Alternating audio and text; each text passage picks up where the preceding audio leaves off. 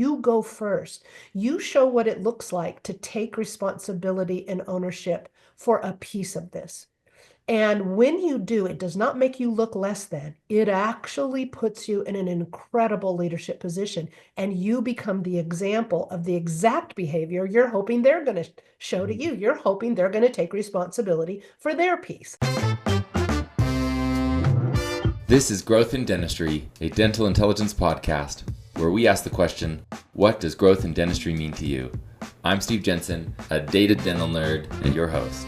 Welcome, everyone, to another episode of the Growth in Dentistry podcast.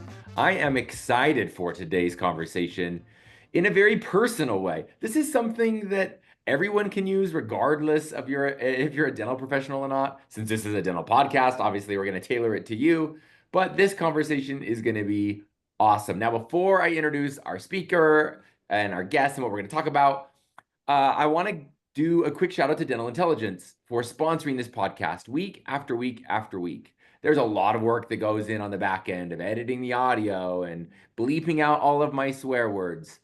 And the Dental Intelligence team does a great job at producing this podcast. So I just want to give them a huge shout out as a gift they have for all listeners. If you haven't checked out Dental Intelligence in a while, or you've never checked out Dental Intelligence, they're offering a $50 gift card just for taking a demo. They are always releasing cool new features. So I think most people know them for their analytics platform. That's like the first thing they released.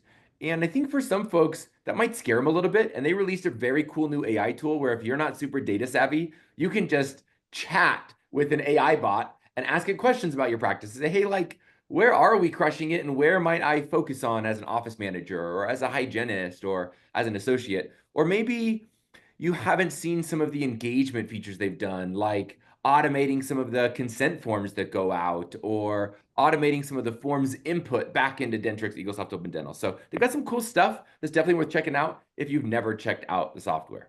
Okay, with that aside, I want to jump right into our episode for today. So I have Katherine Eitel Belt on with me. Hello, Katherine. Hello. Glad to be with you. Welcome to the show. I'll share this with the audience. I first met Katherine, I think in person the first time when I went to ADOM back, I think it was 2018 or 2019. Mm-hmm. I was new to dentistry, not necessarily new to presenting. I had done some teaching background, but it was the biggest speaking engagement I'd ever had. And Katherine was so kind to come and spend a few minutes with me. I don't know if you remember this, I but do. minutes with me before I jumped up and went and presented for an hour in front of this big group of office managers that was terrifying for me, 6-7 years ago.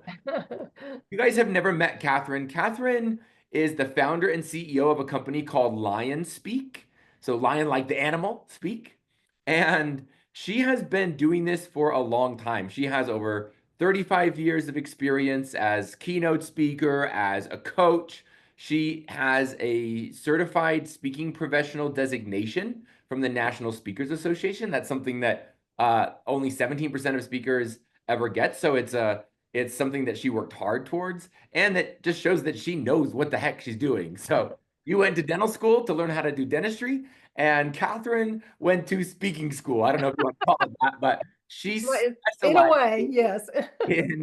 in public speaking and communication. I want to make sure that's clear as well. It's not just the ability to get on a stage and tell a story. Those skills go well beyond the stage. So the conversation we're going to have today is, I think, less about, hey, if you're listening, how do I get on a path where I'm on a stage as a dental influencer? That's not the conversation we're going to have today. I'm sure if you wanted to talk to Katherine about that, she could probably do, but the conversation we're going to have today is Katherine is sitting on a well of knowledge about communication styles, about how to communicate. And the thing that's been on my mind is, as a leader or as a team member in a dental practice, there are so many difficult conversations that have to happen. There are from, team members running behind schedule, team members not showing up, you feeling like a team member's not pulling their weight, or maybe it's the other way. Maybe I'm a team member and I want to have a conversation about compensation with my boss and I don't know how to do that, or whatever it is. Maybe it's difficult conversations with patients where it's like, man, they're really frustrating me and I am having a hard time not blowing up. Like, there are so many scenarios in a dental practice where it's so human driven. We're just constantly interacting with other humans. So many difficult conversations. So today we're going to talk about managing tough conversations in a dental practice. So, Katherine, welcome as Thank our you. an expert. And I want to start off with maybe like a set the stage question. You've been in dentistry for a lot of years. What are some of the like most common tough conversations you're helping people walk through? And let's start there. Maybe get some big hitters out of the way. Okay. Well, yeah, I think you nailed a couple of the most common. But one of the things we do every day is communicate. Mhm. And you are absolutely, if you live or work or drive or do anything out in the world, you are doing it with others. And they're not always going to do things the way we think they should. And so having what I call a courageous conversation, where that's a conversation where you need to set a boundary, or you need to hold someone to a standard, or you need to clear up an expectation. You need to explore some ideas for how to solve a challenge together. Whatever that is, we tend to avoid it. And the reason I think we avoid it is because most of us, there are certainly some exceptions, but most of us, when I ask an audience, raise your hand if you grew up in a family where your parents or grandparents modeled the most healthy way to handle conflict or courageous conversations. And a few hands will go up, very few, but the majority don't raise their hands because the majority of us didn't. And most of us, same question, we didn't go to a class. We didn't take a class on it. Now you can get a degree in conflict resolution, but so there are classes and some have gone to them, but most of us have not. So is it any surprise that we throw a whole bunch of humans into a small space like a dental practice and we say, go, and good luck. And good luck doing the one thing you'll do every day. You might not do an implant every day. You might not, schedule a big case every day, but you're going to communicate. And so we are faced with this. And so I think it's a life skill. You said it. It doesn't really matter if this is a conversation at home, if it's a conversation with your boss or with your employee or with your coworker or a stranger that rear-ended you on the freeway. It doesn't really matter. We're going to have times where we need to deal with a conflict related conversation. And I think it only empowers us and our teams and the world when we learn a few simple skills so that we can do that better. And so we don't feel like we have to avoid it. I'll tell you excuse me, I'm getting over a cold, so pardon me. I think one of the most common things I hear today that breaks my heart is managers and owners will say to me, or team leaders will say, Katherine, I want to have these conversations. There's a bunch of them I need to have, really. If I could, I would. But I don't, because here's what I'm afraid of. I'm afraid if the conversation doesn't go well, I'm going to lose the employee or the coworker. And in this employment, the state of employment we have right now, I won't be able to replace them. If they were to quit, I wouldn't be able to replace them for months. And I can't afford that. And so what that suggests is there's only two ways the conversation can go.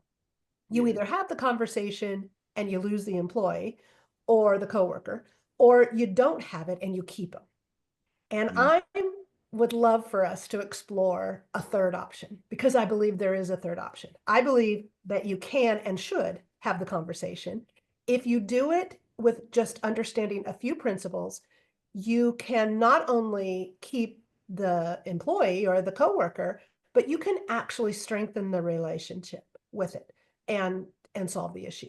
I would just like to suggest there's a third way, and you're in the majority if you've been avoiding them, and you can hit the reset button, learn a few things, and start over with a clean slate and have these conversations Yeah, you certainly have my attention. You're talking about a dental practice, but I think that happens all the time. And I can even think of, all the time. team members here at Dental Intelligence, but then I even like think about like my marriage. It's like there are conversations that would just sit for a long time. And then once you get on the other side, one thing I'll just say, once you get on the other side of tough conversations, you're like, oh, why Why did I wait so long? Why did I wait so long? Yeah, because the one thing we know is it isn't going to get better and it's not going to go away. Yes. And it is most likely to get worse because Yeah. we hold resentment, we hold, or the thing that we could clear up just keeps happening because no one's addressed it, so it just keeps making it worse. And so, I just had my husband and I tell this story in my speeches, bless my husband's heart. My husband and we're on slightly different sides of the political spectrum. Thankfully, not huge, but a little bit. And so you can imagine election year for us in our household. And when the debates were going on this last season, um, we weren't doing very well on those debate nights. And so I thought, well, you know what? We need a conversation about it. I don't think I've ever identified what I need to have those go better for me and for us. And so we did sit down, and my husband knows this framework. He knows the things I teach. So he knows what step I'm on or what I'm doing, and You're it about to didn't do. matter. It's like he said at the end, this really does work. And I said, it really does. And Yeah. it worked for us to explore in a way that protects our relationship and actually strengthens it to come away with some agreement. So we came away with the most hilarious agreements. No wine on dinner at debate night. That was one of them. And no running commentary during the debate. We agreed that we would just watch it, think about it, make our own opinions, come to our own opinions, come away from it, and then maybe the next morning we would sit down after a good night's rest and we would talk about what we thought, and it went much better. And so those are the kinds of things where if you want your relationships to improve and you want your life to improve and your career, let me just suggest that there are people all over this country in our industry dying to hire people who could prove that they have experience and success and having mastered these skills, that they know how to talk to a team, they know how to manage maybe a little hot spot at a team meeting when there is some disagreement or there's some pushback on systems or a request that's being made. When someone can demonstrate, especially if you're in a leadership position, if you can demonstrate that you know how to do this and to improve the relationship, it's a very hot skill right now, and Catherine, it can drive a career to the moon. so let's start then. I want to get into your brain and start getting some of this framework Okay. laid out. Sounds like you have, some framework, some way of thinking through having these type of conversations. Do you mind sharing a Yeah, little bit about that framework? I'm happy to share the whole thing. Yeah. Okay, great. Well, you can imagine we have a 12-month leadership academy, virtual leadership academy, where we take leadership teams or teams in general through the work. So we could spend a year talking about it, but we just have a few minutes. So I'm going to give you a high level look at it, but it is the framework. One thing I'll say before I jump into this 4-step framework for the conversation is we also teach a mindset piece, and that actually it precipitates the framework, the opening of your mouth and speaking. Because if you use the framework from what we would call a weak emotional platform, meaning you're standing in fear, you're standing in anger, you're standing in high levels of frustration, which often aren't we? In conflict, we're frustrated, we're angry, we're maybe our feelings are hurt or whatever, or we're fearful that we aren't about how this conversation is going to go. So any of those negative emotional platforms, the framework will not help you. You could still use my framework and it's not going to get you the result. So the first thing you have to do is be aware of your emotional state, and have a few tools to be able to move yourself to a more stable, a more positive, optimistic state of mind and state of being. And so that's the first thing we teach. We teach asking yourself, what part of this might be mine? What part do I have some responsibility in this breakdown? So back to the example of my husband, part of the thing I could take responsibility for is that I hadn't yet identified what I needed, and I certainly therefore hadn't expressed it to him. So how could he meet an expectation he never knew existed, right? So I could say, one thing I just want to own, or one thing I want to apologize for, or one thing I want to take response.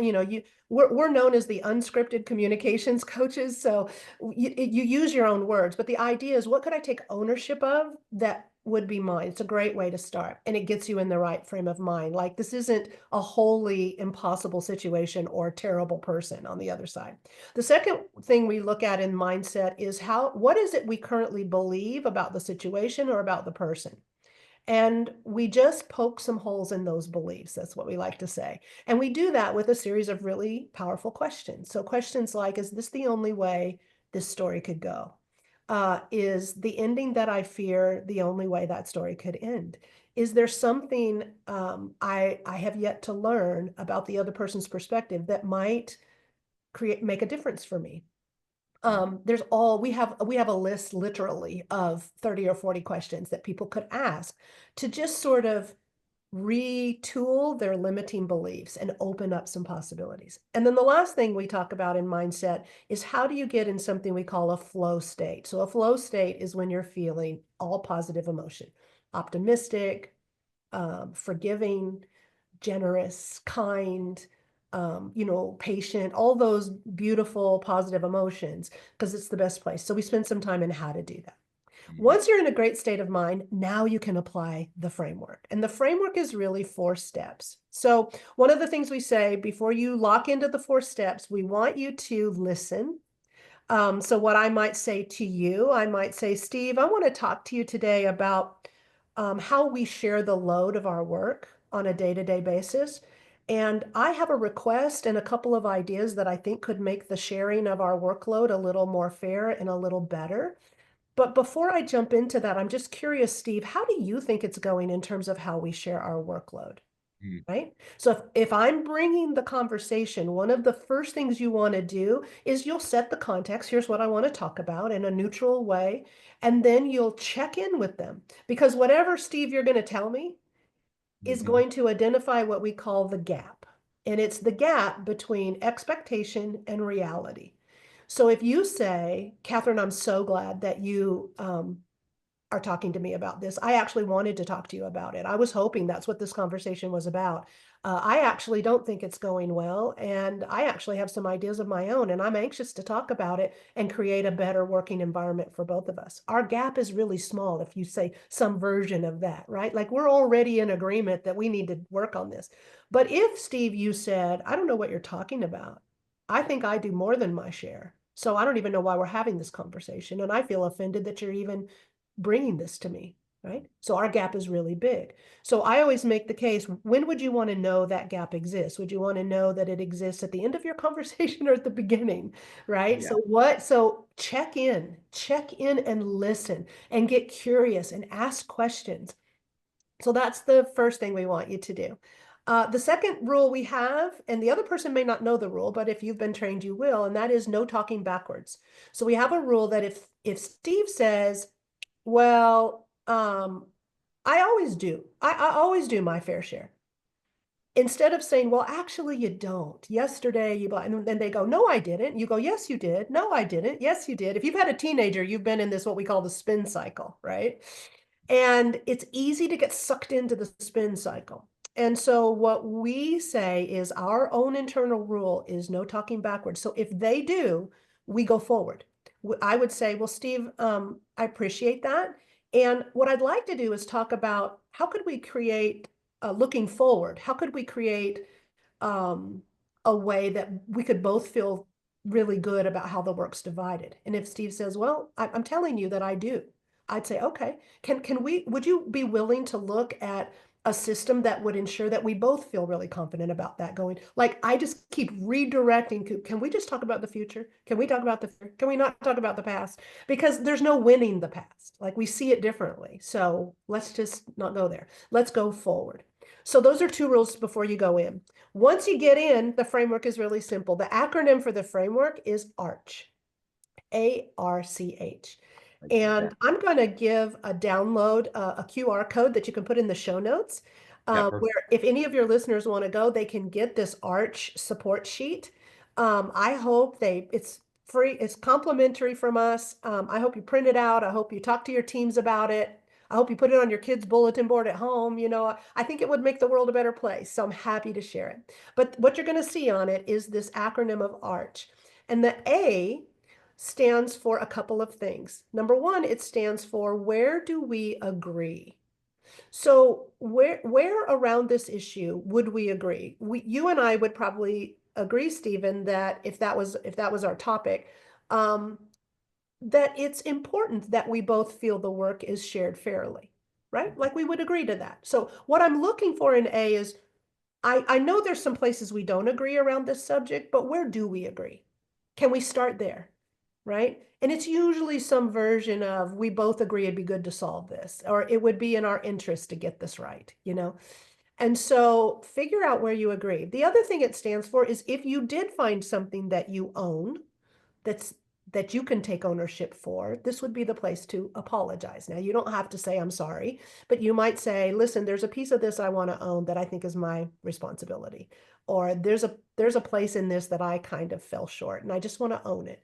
You don't have to, excuse me, you don't have to spend a ton of time on this. Just own the piece and move on from it, right? But it's a great way. Steve and I often ask people, what kind uh who would want to hire a person with these characteristics? They're a problem solver, they're a critical thinker, they take responsibility for their actions, their outcomes, their relationships, they are positive, an optimistic type of person, and they know and do their jobs well. Who would like to hire that? I mean, everybody raises their hand, right? Like I raise both my hands. I want those people on my team. And so if we want those people, we need to be those people. And so I tell anybody who's going to step into this conversation, you go first. You show what it looks like to take responsibility and ownership for a piece of this.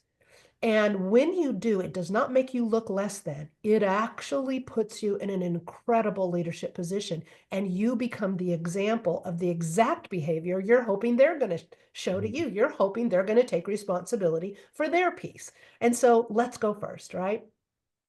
It might be in the case of, like, with your wife, you might say, well, you know, I've known this has been an issue for a long time, but I've just kind of swept it under the rug. I didn't quite know how to talk about it. I didn't feel comfortable talking about it. And now I realize that part of what I just need to take some ownership of is that I probably should have talked about this a long time ago. And I'm sorry, right? And that's it. And then you're ready to move on. So A is, if there is a piece, own it. So agreement, apology. The third piece is, what could you appreciate about this person or affirm about this person, especially as it relates to the topic? So I might say, in our example, Stephen, I might say, Stephen, one of the things I just want to say before we start is, one of the things I appreciate most about you is that you are a hard worker. I mean, when you, like last week, when you were reorganizing those cabinets, like, I know you stayed late to do that, to finish that job. And I just want you to know I saw it and I admire that about you. And so the closer that your compliment can relate to the issue at hand, the better. And I would just give one warning there, that you don't want to say something that's not true. People can smell an I've got insincere. BS filters. Everyone does it. Yeah, you gotta really believe it, So make it small and That's make kind it of the true. headspace thing. Like you have to be at the right Yeah, headspace. you Yeah, do. You do. deliver that. And then I would just say the last thing that A stands for is, connect this and the next step of R with the word and, not the word but. Because when we give a compliment or an affirmation, appreciation to someone, and then we say, I say, I think you're really great at this, but Yeah, I don't think you carry your fair share. It's like a big eraser to everything that came before. So try to connect it with and. Now we move into R. R stands for one of two things. You're going to do one of two things. You're either going to make a request for something to be different, or you're going to resolve. You're going to ask for a resolution, which means you're going to explore with this person a new solution. All right. So it has been said that all upsets are because of two things. There's either an agreement in place about this thing, and somebody has broken that agreement. Work starts at 7:45 and they're late. So there was an agreement in place, work started here, and they're late, they broke it. Okay. So that might be, you might be talking about an issue that you're very clear there was an agreement and your feeling is that someone has broken it. And so in that case, we're requesting clarity about the agreement and recommitment to the original agreement or some retooling of that agreement, right? But there also is the case that there never was an agreement, as in my example with my husband, where we never had an agreement about debate night. And so we're still at odds, but there's no agreement to go back to because we never had it in the first place. So in that case, when I get to R, I'm just looking to resolve it. I'm looking to bring some ideas of my own, or I'm looking to say, I really want to solve this. I don't have any ideas. Do you have some ideas, Stephen, about how we could do this? Or maybe if neither one of us have an idea, we're going to say, is there someone that we could reach out to? Maybe they're better at this than we are. Maybe they've already solved it. Is there someone, a third party or a resource that we could tap into that could help us create some solutions? So that resolving is a negotiation. There's a couple things to remember in R. One is to really get to what people do want versus what they don't want. People have a very easy time talking Yeah. about what they don't want, and they'll go on and on about what they don't. I don't like it when she speaks to me. She speaks to me so disrespectfully. I don't like it when she speaks disrespectfully to me. They can go on and on about that. But when the minute you say, how would you like her to speak to you? They have trouble. They typically have trouble. And so, but that's where the gold is. The gold is in what do you want instead Is of we all set the an complaining. expectation. Yeah. Yes, yes. So sometimes we have to almost coach people in this R part to tell us what they do want. The other thing you want to be clear is you got to be clear going in what your non-negotiables are. So you may have some non-negotiables. Like one of my non-negotiable on debate night was I was not going to have another debate live. Like I would have gotten up and watched that debate later rather than had that kind of uncomfortable arguing and bitterness. And I it was a boundary for me. And so I said to him, I'm never going to have another debate like that. Like I'm really clear that it's not worth it to me. But what I would like to talk about is there a way we can create some expectations or some rules around how we do it that we both can agree to, that we feel good about, and let's give it another try, you know? And so just be clear what you're like, not it might be non-negotiable that work starts at 7:45 and that means you're in the building ready to go, not pulling up into the parking lot, you know? So we might have to clear it up and say that's non-negotiable. What is negotiable then? So just being clear about that in art is really helpful. And I will sometimes say, here's the non-negotiable. Now here's what is negotiable, and I'm willing to look at your ideas or my ideas or, whatever about that. And then the next two are really easy. Once you come to some new agreement or you recommit to the old agreement, now we're going to clarify what we just agreed to. And my great recommendation here is that you don't skip this step because it's easy to think you're done because you reached a new agreement, right? It's easy to go, yay, we did it, and walk away. But I would just beg you to remember that you are actually not done and you likely both heard it differently. Yeah. Like 99% of the time in conflict, people heard the resolution differently. And Uh-huh. so it creates this downstream, this doesn't work because you get downstream and they're not doing what you thought you agreed to. And Yeah. then you say, well, none of it worked, right? So, Great example of that. There's uh, I've listened to quite a bit of content from an entrepreneur couple, Alex and Leah Hormozy. He talks about one of the first times he realized how important this clarify piece was when he started sending team members to trade shows to represent his organization. And he's like, I thought I communicated so clearly. I told them, like, you go to that trade show, I need you to be upbeat, I need you to be outgoing and charismatic and like talk with everyone. And so he was sending people and not getting the results that he was able to get when he was there. And he's like, oh, well, they just must like stink. Like they're not following my instructions. And he said he went, and the feedback he got from his team was, oh yeah, like, man, like I was definitely outgoing. I was definitely trying to talk to everyone. And he said, and then he finally like went and got a chance to observe. And luckily he's smart enough to not like blow up in the moment. yeah. He realized there was actually So he set this expectation, didn't clarify. So he thought it was very clear, but then he realized, oh, wow, there's a gap in what they interpreted as charismatic, outgoing, talk to everyone. Like the individuals that he was sending, he realized, oh, wow, like they've never done this before. And they don't know even like what to ask people or where to take the Yes. conversation. And so them going to a conference and talking to 15 people, they're like, man, that was a lot of people I talked with. When And there so were thousands there, right? Yeah. correct. So he realized, like, oh wow, like they thought they were doing what I wanted, but then as soon as he took time to clarify and help guide them into what he was doing to create the success that he wanted them to be able to replicate and like enjoy, like really enjoy, because it's fun when you go and have success. Yes. Um, all of a sudden things change dramatically. So I Well, think, because it's very subjective when you say talk to a lot of people. Well, your yeah, well, definition of what a lot and my definition of a like, lot may be very different, right? I'm Very an introvert, subjective. so 5 people, like, woo, Right. kills me. I'm done. For an introvert, that's a large number of people. For an extrovert, that's a minuscule number of people, so it's very subjective. And on top of that, in conflict, emotions are often high and they keep us from really getting to and hearing the specifics. I contest that the only way you ever really can check the box you were clear is if the other person can repeat back the expectation to your satisfaction. If that does not happen, then you are just assuming or guessing that you are clear. And so it's very important to get that clarity. And also I will say, I say everything is a test. Every new agreement or recommitment to an agreement, when you leave it, you're essentially testing it because you don't yet know if you've solved it until you do.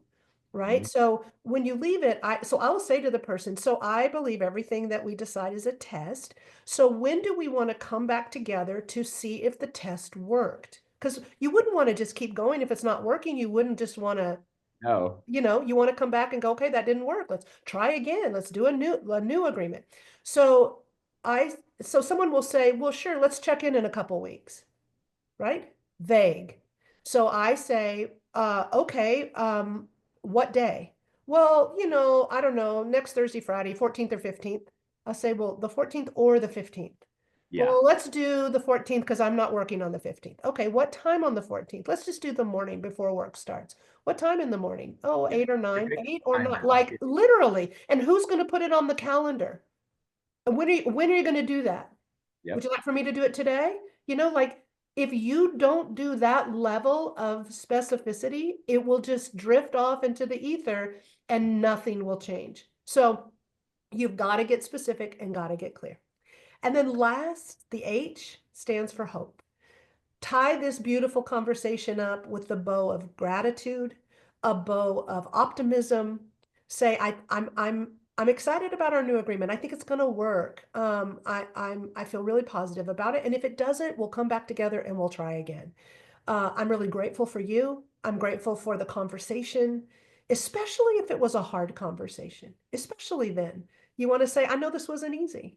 And I want you to know I appreciate your willingness to stick in it, stay in it, and see it through. It means a lot to me. Just whatever in your personality, some gratitude and optimism to leave it on this bow of hopefulness. And so you can see, like, it's not really that hard. Um, and the more you do it, the easier. I'm like, I don't have to look at anything to do it now. I know the process, but I Yeah. teach it all day, every day, to leaders, to managers. There's a lot of they're not maybe new to the industry, but they might be new to leadership. And I don't know if you've seen this, Stephen, but in the past, office managers, team leaders, if they're a hygiene team lead or something like that, maybe they're a clinical lead in a larger practice, they've often are filling more of an HR role. Who's going to be on vacation and do we have them covered? And what it's like an HR function versus an actual leader. A leader is very clear what we need to accomplish over the next 12 to 24 months. And they know the skills gap that their team has.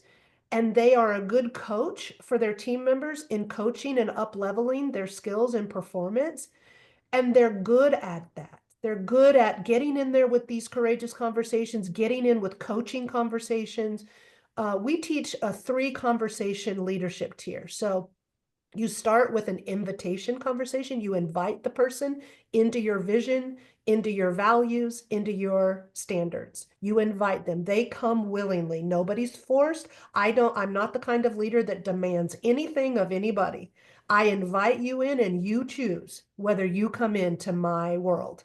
And if you come to work the next morning, you have essentially raised your hand and said, I sign up for that. I sign up for that coaching. I sign up for that push. I sign up for that work. I sign up for that growth. I do. Nobody's forcing me. And so we teach leaders how to have the invitation conversation. Once they have that, now they need coaching conversations, coaching where we're not telling, we're coaching. And so we teach them how to have a coaching conversation so they grow their people's skills. But occasionally you've grown their skills and they're still, for whatever reason, not doing it. And so that's where we have to have a courageous conversation where we set a boundary or but we still want to do it and uplift the relationship. So I'm of the mind that I want to have courageous conversations that solve the problem and enrich the relationship, lift people up. I want people to feel uplifted at the end, not beat down. And so there is a way to do that. And I think these new managers that don't just want to be an HR function need and want and would benefit from leadership communication training so that they see themselves as their team's coach and champion. And they know how to shine and help their team members shine. And that takes communication training. That's what that is. Well, Catherine, I want to make sure I say this before we get too close to finishing. This was gold. I don't know if other listeners are the same as me, but as I went through this arch process, or this arch framework for having conversations, I couldn't help but think about very specific situations in my career or Sure. with my people where I was thinking, that would be so helpful. And even some like self-reflection where I'm like, oh, that would have been Yes. nice a week ago to have some of those ideas in part of the A, where you were asking some of the questions like, how can I appreciate this person? Specifically, the where do we agree? I thought that was really thoughtful. Mhm. And I think is a classic and not but. And then moving into the R, am I going to make a request or am I going to resolve? Like, that's a really thoughtful way to approach, like, Mhm. do we have an expectation yet or do we not? And then, Mhm. of course, clarifying and then ending with hope. Obviously a big advocate for like Yes, of course. Who's I'm a not? positive human. I Yes. want us to be nice to each other and the Yes. world to be a better place. And it just feels more genuine when you finish that way, where you're like, thank you, like for having this conversation. And I'm excited for the path forward. And Yeah. I hate to say that all things are sales. There's maybe a little bit of there, like you gotta give someone excitement to go do this thing and try this. Yes. People want to feel hopeful. There's so much of a lack of hope on social media and on your television feed. And it just it's like um we can do better. There is so much conflict out in the world right now. Don't you think it's almost epidemic that Yeah. people can have it's almost seems like an epidemic of an inability of people to have differing views or differing opinions and to do it with dignity, with love Totally. and kindness and still hold. I'm not saying back up your standard. I'm not saying don't hold your standard. I'm saying hold it and do it in a way that uplifts people. That why are they mutually exclusive and respects them and always remembers that everyone is at choice. In this country, everyone is at choice. No one has to work for you. No one has to do what you tell them to do. And we don't have to have someone working for us. We all have choice. And so if we never lose sight of this person has a choice, I'm not forcing them, I'm not demanding them, and I want to remind them that I respect their choice. I respect their ability to choose. My job is just to make sure that they're choosing from clear choices, from clear expectations. So my job is to clear them up. This is negotiable. This is not negotiable. And I'm inviting you to make the choice that fits you the best, that is good for you. I'm not forcing you. And if you choose to do something else, then I will, of course, I will respect that and I will support it. I just want, I'm hoping you're going to stay. I'm hoping you're going to say yes to this expectation. I believe you can do it. I'll be your biggest champion and your support. It's your choice. And when you communicate from that platform, you respect people, you honor people, and it just demonstrates a way that they're not going to get this demonstration on social media or on the news. They're going to get it from leaders like us who spend a little time to learn how to do it. Our parents didn't tell us, so we're going to go get it ourselves, and we're going to communicate at a higher level. And that's the best way you can teach your people to do it with each other.